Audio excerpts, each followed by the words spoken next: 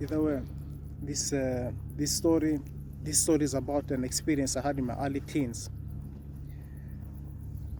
When I was in my early teens, me and a couple of friends, we were going to go to an event a little bit outside of the city, and but I never made it to the event because before we were going to leave, I decided to go home quickly because I was going to eat, and then I was going to sneak out quickly and then go to the event. And my goal was to be back home before midnight. Either way, on my way out, my mother catches me, and then we started to argue, and then she didn't want me to go to the event because, you know, mothers, she was maybe suspecting we might end up doing some dirty activities. But either way, after arguing, I decided not to go to the event, but my friends went. And but either way, that night I had a very interesting dream. The friends who I was going to go with to the event, every single one of them were in the dream which I had. And in this dream, we were at a place, an area which I wasn't familiar with then in the dream, but the interesting thing is that why this dream stood out when I woke up in the morning was because of all the friends which were in the dream, which I was just hanging with, and we were planning to do something together. And also in the dream, I remember that they bumped into another guy who was from the same area, who went in the same school. And while he was sitting on the bench, they approached him from a bit of a distance. But when they recognized each other, they were happy to see each other. They greeted each other, and then they went their separate ways. Either way, when we met each other again at school, I remember one of my friends. When I talked with him in school, I asked him how it was at the event, and then he said they had a lot of fun, and that I should have been there. I missed a big thing, and then I asked him. Then I remember the dream which I had. And then I asked him, when you guys were there, did you see this guy sitting on the bench, and you guys went and greeted him, and you started chatting a bit, and you joked a little bit with him, and then he looked back at me and you're shocked because I wasn't there. So he asked me, how do you know this if he wasn't there? And then I told him I had a dream, and in the dream, no, I thought I had a dream, or it was a dream. But in the dream, I was there with you guys, but I wasn't active, and I was just observing. But I couldn't explain, and I didn't have any understanding of the experience until a couple of years later, in my early teens,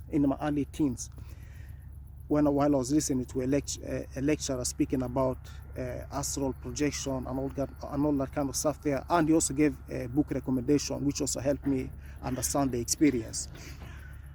And the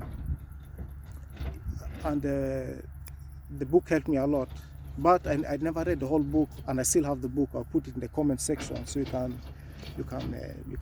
still get the book. And that dream it stood out, but I got my answers later on. And to be honest, I think it was only a matter of time until I got the answer.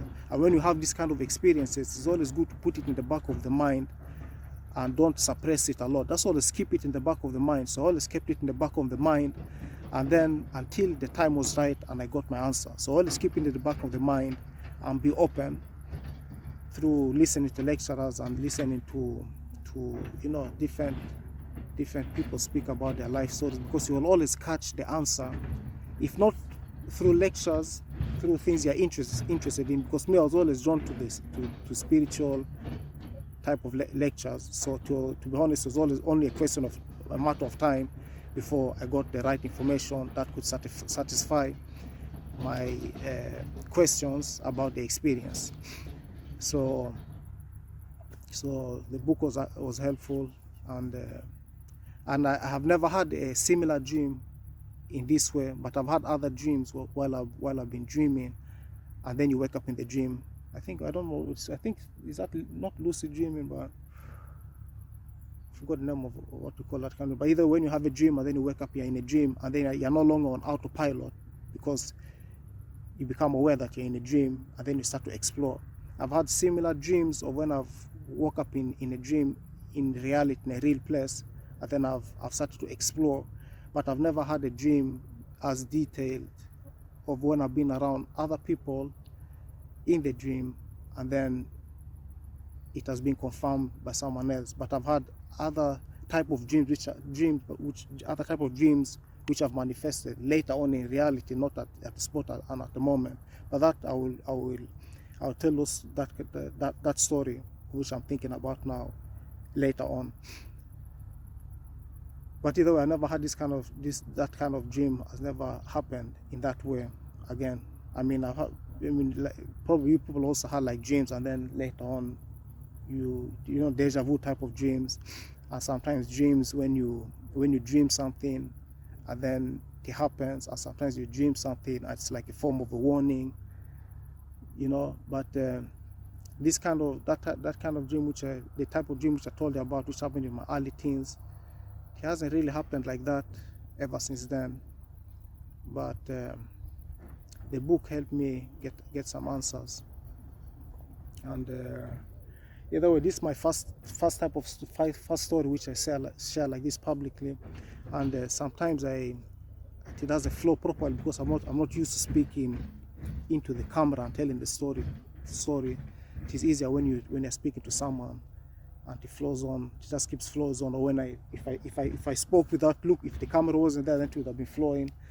But I need to get used to this kind of storytelling, because I feel like I have some things that I need to share which can be helpful for other people, and also it's good to also document what you're going through or what you've been through publicly. And you should never think that your story or your experience is insignificant, because it might be helpful, and even if it doesn't gain a lot of attention, it still might it's still important, because we're all going.